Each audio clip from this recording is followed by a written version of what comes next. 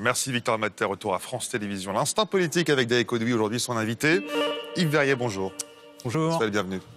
Bonjour monsieur, vous êtes le patron, le secrétaire général de Force Ouvrière. Donc première question, avez-vous lu l'interview d'Édouard Philippe dans Les Échos? Je pense que oui. Et avez-vous mieux compris ce qu'est cette augmentation du SMIC qui n'en est pas vraiment une? Je ne suis pas le patron de Force Ouvrière, secrétaire général. Oui, vous êtes le chef, voilà. Alors, j'ai lu effectivement l'interview. Bon, il n'y a rien de surprenant, hein, ça correspond à ce que le président de la République avait annoncé. C'est un peu plus détaillé cette fois, notamment en termes de financement. Mais comme je l'ai dit, les 100 € par exemple sur le SMIC, c'est essentiellement de la prime d'activité. Évidemment, ceux qui vont en bénéficier, ce sera bienvenu, mais ça ne répond pas, je le redis, à ce que la Confédération Force Ouvrière estime nécessaire aujourd'hui en matière d'augmentation générale des salaires. Il fallait augmenter le taux horaire du SMIC pour qu'on puisse enchaîner derrière une mécanique de revalorisation de l'ensemble des grilles de salaire dans les branches, dans les entreprises. Néanmoins, l'assiette de la prime d'activité est élargie à au moins 5 millions de foyers éligibles contre 3,8 millions si j'ai bien compris. En revanche, pas tous les smicards vont être concernés par cette augmentation parce qu'on tient compte du patrimoine. Néanmoins, il y a peut-être plus de gens qu'annoncé, c'est un peu au-delà du SMIC.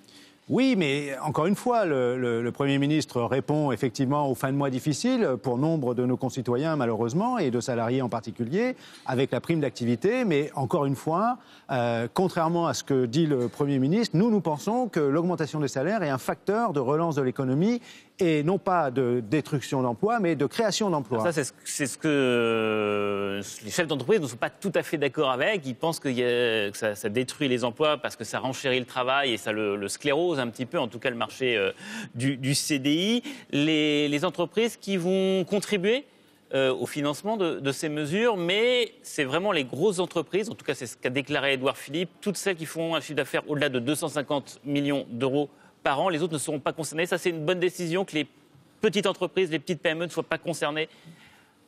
Non, mais il y a une espèce de tour de passe-passe. Elles vont contribuer. Non, il était annoncé une baisse de l'impôt sur la société l'année prochaine. Elle n'aura pas lieu pour les grosses entreprises. Voilà. Elles vont y contribuer pendant un an. Elles vont continuer de payer l'impôt sur la société qu'elles payaient jusqu'à maintenant. Donc, pour elles, la situation ne change pas. Je trouve qu'il y a quand même d'ailleurs un paradoxe parce qu'on nous dit que pour les retraités, on va annuler ce qui aurait été là, pour le coup, une pénalité et l'augmentation de la CSG pour un certain nombre de retraités en dessous de 2 000 €. Mais pour les entreprises, la seule chose qu'on fait, c'est qu'on laisse les choses en l'état. Donc, ce n'est pas vraiment une contribution, c'est une économie par rapport à ce que le budget 2019 était prévu pour le gouvernement ou par le gouvernement.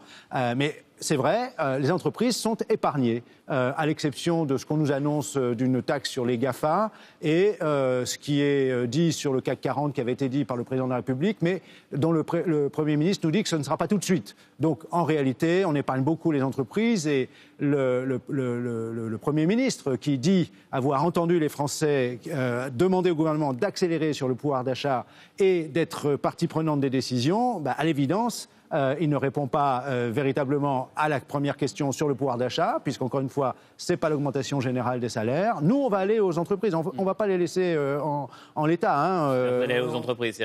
On va poser les cahiers de revendication. Il y a déjà pas mal d'endroits. Martinez de la CGT lui propose de faire des grèves. Mais il y a des endroits. La semaine dernière, il y avait grève à la BNP, 40% de débrayage sur la question des salaires. Les négociations sont en cours dans nombre d'entreprises, à la Société Générale. Aujourd'hui, on a la Caisse d'épargne et la BNP, 60 000 salariés, et on n'a pas l'intention de baisser la garde sur les salaires. Ouais, vous voulez prendre le relais des Gilets jaunes, le mouvement s'essouffle, et vous dites ça c'est le moment des syndicats maintenant de... Ça a toujours été le moment des syndicats sur les questions des salaires. Et, oui, mais pas sur les Gilets jaunes, c'était pas le moment des syndicats. Donc, Beaucoup de salariés sont saisis du mouvement des Gilets jaunes, je l'ai dit, parce que... Ils ont fait votre job.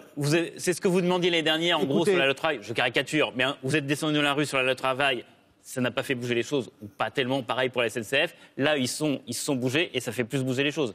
Ça fait bouger les choses sur ce que décide le gouvernement, ça ne fait pas bouger les choses comme nous on l'entend. Donc on va y aller dans les entreprises et je l'ai souvent dit, la négociation, si elle ne marche pas, si elle ne donne pas le résultat qu'on attend, eh bien on passe à l'action et l'action ça peut être la grève comme ça s'est produit, comme je l'ai dit la semaine dernière et comme ça va se produire sans doute dans d'autres endroits. Alors juste un avis de citoyen aussi sur le référendum d'initiative citoyenne, vous y êtes favorable ?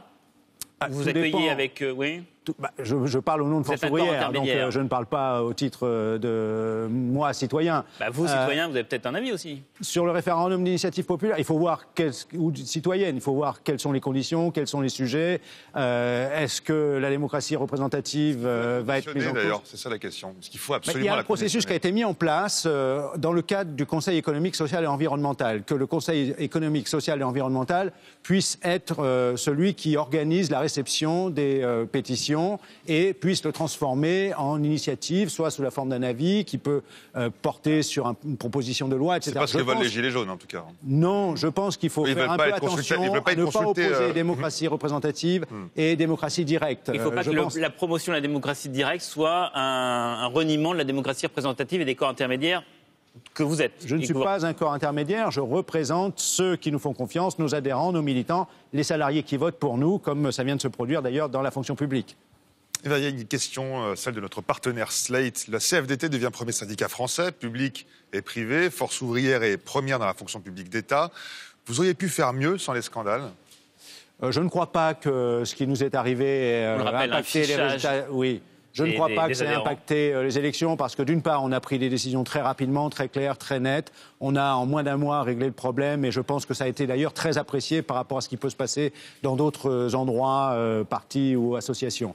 Le résultat, on en est satisfait parce qu'on a préservé la position de première organisation dans la fonction publique de l'État et surtout, on a conquis la deuxième place dans la fonction publique hospitalière devant la CFDT. La CFDT a fait un coup de com' sur la première place globale publique-privée qui est, à mon avis, discutable. J'attends d'avoir les chiffres consolidés, mais je crois que si on y intègre les élections dans les très petites entreprises où c'est vrai que le taux de participation a été assez faible, je ne suis pas sûr que la CFDT soit toujours première, comme elle l'avait annoncé. Merci infiniment. Merci beaucoup Yves Verrier, secrétaire général de Force ouvrière, d'avoir été avec nous dans l'instant politique avec Daï Koudouï. Restez sur France Info, le 9h30, 13h se poursuit. D'abord, l'essentiel de l'actu du côté de Radio France et un point sur la météo.